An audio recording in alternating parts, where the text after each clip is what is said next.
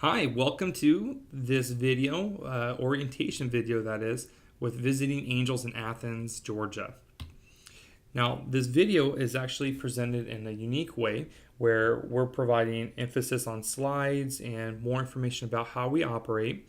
So feel free to pause this video at any time if you want to read over some of the more detailed items on each slide, or feel free to ask anyone in the office regarding policies or procedures so you can be best advised on how to proceed.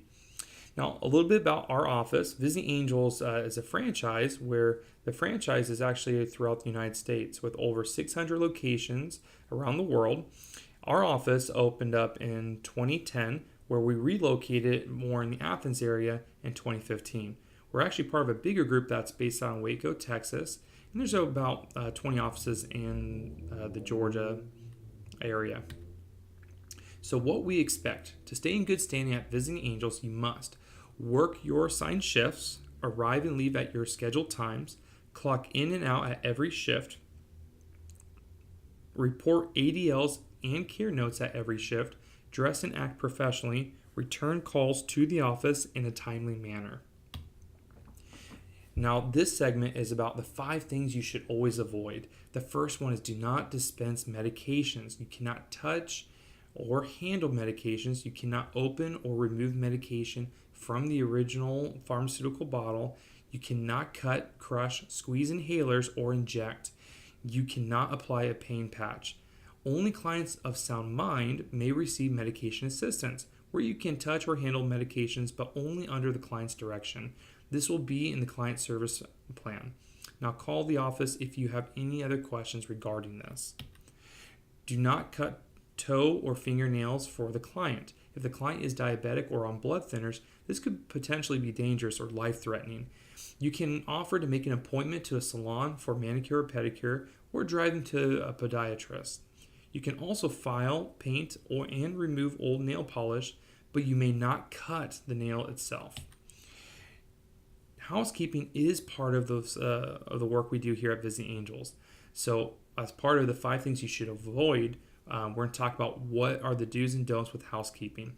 You may dust, vacuum, sweep, or mop, clean around furniture, change linens, do laundry, do dishes, and wipe counters, or even clean bathrooms. Heavy housekeeping is not acceptable, which means lift or move heavy furniture, be on ladders, mow or other yard work, or lift anything more than 25 pounds. Now, this 25-pound rule, it's not referring to helping clients with transferring. It's just referring to deadlifts, which we don't deadlift clients. You may not perform any medical duties while working for Visiting Angels. We understand you may have a skill training background. However, we are not licensed to be a medical provider. Therefore, you must refrain from this type of behavior or action. Failure to do so will result in removal of assignment effective immediately and could result in a personal liability suit. If you are unclear about this very important rule, contact the office. And also, funds are something that you'll come across as a caregiver with our office.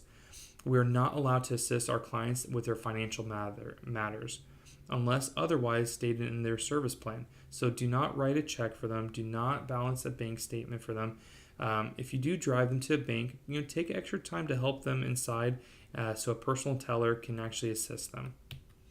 Now we're going to move on to policy on clocking in and out.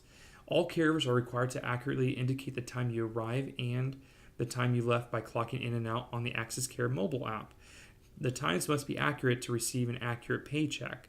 After arriving at the client's home, clock in via app. Before leaving the client's home, you must clock out at the end of your shift. You will not be able to clock in or out if you're not at the client's home. If this happens, you must call the office to report your time. How will you get paid? Visiting Angels pays weekly every Friday. Physical checks can be picked up the following Tuesday in the office, or that is when the local mail and post office sends them to our office. Now, paychecks are direct deposited is preferred. Pay period will cover shifts worked from Monday through Sunday of the previous week. Overtime hours must be approved by the office. It is your responsibility to keep all banking information current and up to date with the office. If you have any questions regarding pay, call the office. Now, documenting clients' activities of daily living, or ADLs. In the Access Care app, there is a tab titled ADLs where you'll document care for your client with every shift. Here is also where you will find important information regarding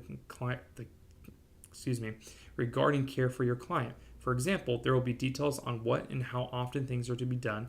There will also be information regarding the use of personal funds, and also if you are allowed to drive a client's car. If you have any questions regarding this, again, you can always call the office. Adhering to the schedule.